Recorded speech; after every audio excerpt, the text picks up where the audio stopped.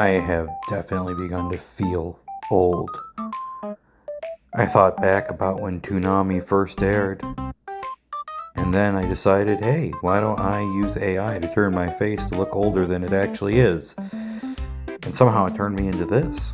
I was but just a kid when Tom first showed up on TV, and that's when I experienced serialized storytelling for the first time. You see, before then, most cartoons were just simply episodic, and I didn't really watch a lot of science fiction series or anything else.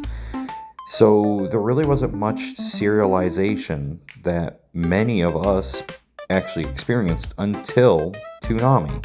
For a lot of kids, the very first anime any of us experienced was Dragon Ball Z. It was one of the first shows that they had on Toonami, and we watched week to week with the ocean dub, just eating it up. It was like nothing we had ever seen before. Every episode built off the last. The story was so intense, and we actually see somebody die very early on in the series.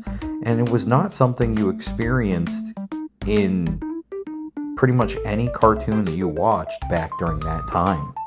I didn't really watch a lot of Sailor Moon, but I did watch a couple episodes. It just really wasn't for me, and the whole magical girl anime stuff isn't for me. But I will say Sailor Mercury is best. I'll just say that. Other than that, this wasn't my show. But I knew a lot of people who were really obsessed with it. People still are obsessed with it. Alright, here's my spicy take. The Ronin Warriors is just the Sailor Moon, but for guys. You had your basically magical girl things where each one of these samurai is attuned to a specific element, so they have elemental powers. They're all different color with their armors, and then their power can be stacked into just one of them to get basically. Another way of saying it is this is also like Power Rangers and any of the real Sentai kind of stuff that was out there. And I know it's a little spicy take. I remember loving Ronin Warriors when I was a kid, but I don't know if I'd feel the same way now. I'd have to check it out. Now, this one was the big daddy of a lot of stuff.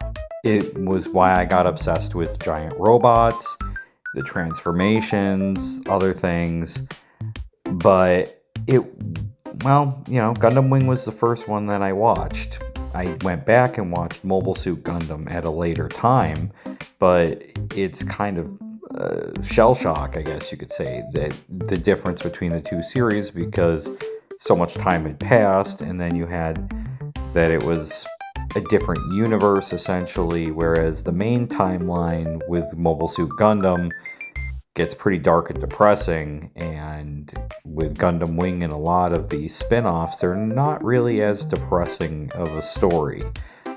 But it definitely launched Mecha in the United States, where people got obsessed with giant robots, and rightly so. Alright, I intend on doing a full video on this series at a later date, but I'll just quickly blurb. I can't believe Toonami put a harem anime on TV for kids. And I know that this one kind of was pushing the boundary when I think back about it. It's just, yeah. Tenchi Muyo was a show that was, well, unexpected. I first watched it thinking it was going to be about this boy who has to fight bad guys, and then it turns out it's a show about a boy who gets stuck living with space alien women who all have the hots for him and fight over him.